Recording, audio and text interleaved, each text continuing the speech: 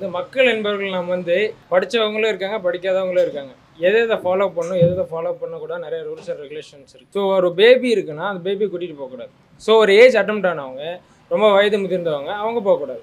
ப்ரெக்னென்சியாக இருக்கிறவங்க அவங்க போகக்கூடாது. இது எல்லாமே நோட் பண்ணி மென்ஷன் பண்ணி தான் சொல்லியிருக்காங்க. ஸோ அது சொன்னதை யாருமே இங்கே ஃபாலோ பண்ணல. அது ஒரு முக்கிய முற்றுப்புள்ளியாக சொல்லலாம். இளைஞர்கள் மத்தியிலும் மட்டும் இல்லை, சின்ன பேர் சின்ன வயசுலேருந்தே தளபதி ஃபேன் அந்த மாதிரி இருப்பாங்க. ஸோ அந்த மாதிரி இருக்கிறப்ப அவங்களுக்கு அந்த பிளட்லேயே ஊறி இருக்கும். ஸோ நம்ம எப்பயாச்சும் பார்த்தாகணும், ரொம்ப நாள் ஆச்சு பார்த்ததே இல்லை, சின்ன வயசுலேருந்து நம்மள ஃபேன் வேறு. ஸோ நம்ம போனோம் அந்த ஒரு ஆர்வம், ஏக்கம் அது மக்களிடையே நிறைய இருக்கும். அதனால அது இயல்பு, அது தவிர்க்க முடியாத ஒரு செயல். ஸோ அந்த விதத்தில் பேரண்ட்ஸ் இப்படி வேணாம் போவேணும்னு சொன்னால் இப்படி சரின்னு சொல்லிவிட்டு அப்படி ஓடிடுவாங்க. சரிங்களா? அந்த மாதிரி மக்களின் மனப்பான்மை இருக்குங்க, அது தவிர்க்க முடியாது. ஸோ அது ஒரு காரணம். ஸோ எந்த ஒரு மீட்டிங் நடந்தாலுமே ஏதோ ஒன்று நடக்கிறது இல்லைன்னு சொல்ல. எப்படின்னா ஒரு ப்ரெஷர் பேஷண்ட்டு, வீசிங் பேஷண்ட் அந்த மாதிரி இருக்கிறவங்கலாம் ஸோ ஒரு க்ரௌட் அதிகமாக இருக்கணும், அதுக்குள்ள இருந்தாங்கன்னா மயக்கம் பட்டு உள்ளதான் செய்வாங்க. அது எப்படி வேணாலும் நடக்கலாம். ஸோ அந்த மாதிரி அது இன்னும் சரியா தெரியல. அதுதான் இன்வெஸ்டிகேஷன் எல்லாமே போயிட்டு இருக்கு. அது நம்ம சொல்லக்கூடாது. மேலே ஆட்சியில் இருக்கிறவங்க, அரசாங்கத்தில் இருக்கிறவங்க, போலீஸ் இருக்காங்க, நிறைய பேர் இருக்காங்க, ஐஜி இருக்காங்க, நிறைய பேர் இருக்காங்க. ஸோ அவங்க எல்லாமே சொல்லுவாங்க. நம்ம மக்கள்ன்ற மத்தியில் நம்ம ஒன்று சொன்னோம்னா அது தப்பா போய். ஸோ நம்ம தெளிவாக சொல்லிட்டோம்னா